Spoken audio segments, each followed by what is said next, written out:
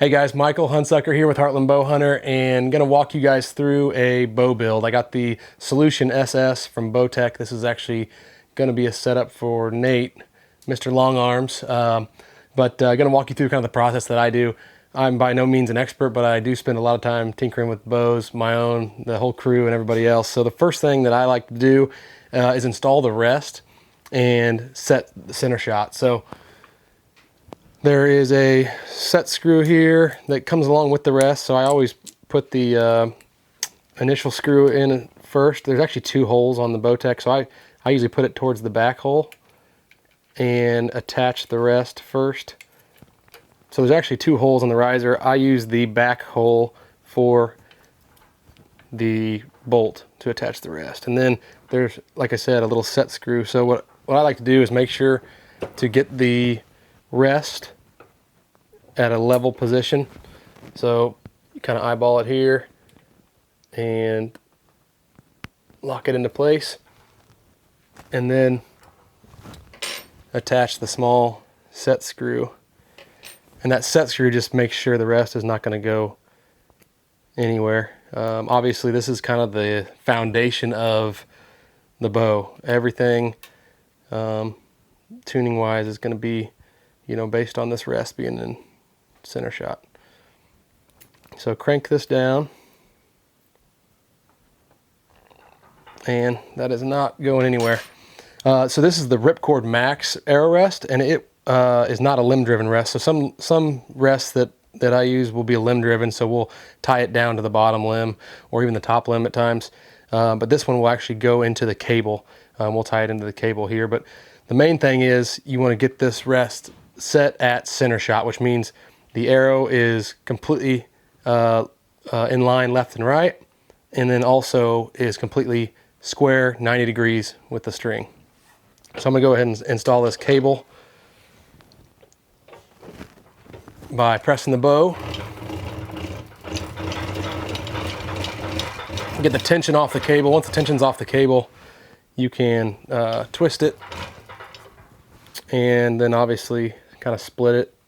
There's two different colors of cable here, so black and gray. So I split those roughly, and then just run the down cable through there and put the tension back on the bow.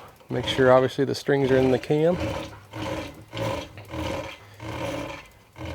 And that's good to go. So now that I have that done, I am going to set the rest at center shot. So there's a number of different ways you can do this. I actually have a little level kit here. Pops on the back of the string here, and it tells you if the bow is level vertically and horizontally. So I will just tap this to get it level. That's pretty well level there.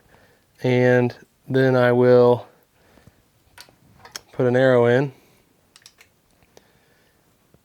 You want to make sure the bow is level up and down, but actually one thing worth noting is if you have a string dampener here, it's worth mentioning loosen that, because you don't want any tension on the string, because that'll actually change the angle of the string. So I just loosen that and pull it in tight out of the way. And then now I'll double check to make sure we're level, and we're pretty close right there. So now what we're going to do, the string or the arrow's in the nocking point, the rest is up all the way in the cock position, and I'll put this level on the arrow here, and I swear this never happens, but this is about perfect actually. So usually you have to move the rest up and down in order to level it out. This one looks perfect, and this is just kind of, we're rough setting the center shot, so that is perfect. And then after that, what I'll do is to do the left and right. You can obviously measure the distance between the riser and the arrow on the front of the riser and the back of the riser. You can measure that distance, and it should match. Another really easy trick is just to actually eyeball it, and if you kind of close one eye and you align the string in the groove of the cam, and you look at that in relation to the placement of the arrow, you can see, for me, the tip of the arrow is out left of the string, so I need to bring the rest in order to get it square. So I'm going to loosen that up and bring it in just a smidge. This is the Max Micro rest, which is handy. It's got micro adjustment, so I can really just see the position of the rest and dial it over. So I'm bringing it over to the right a little bit. And let's check again.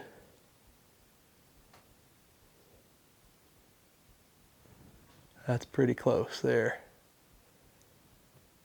Now we got a roughly center shot rest there. So that's enough to get us started.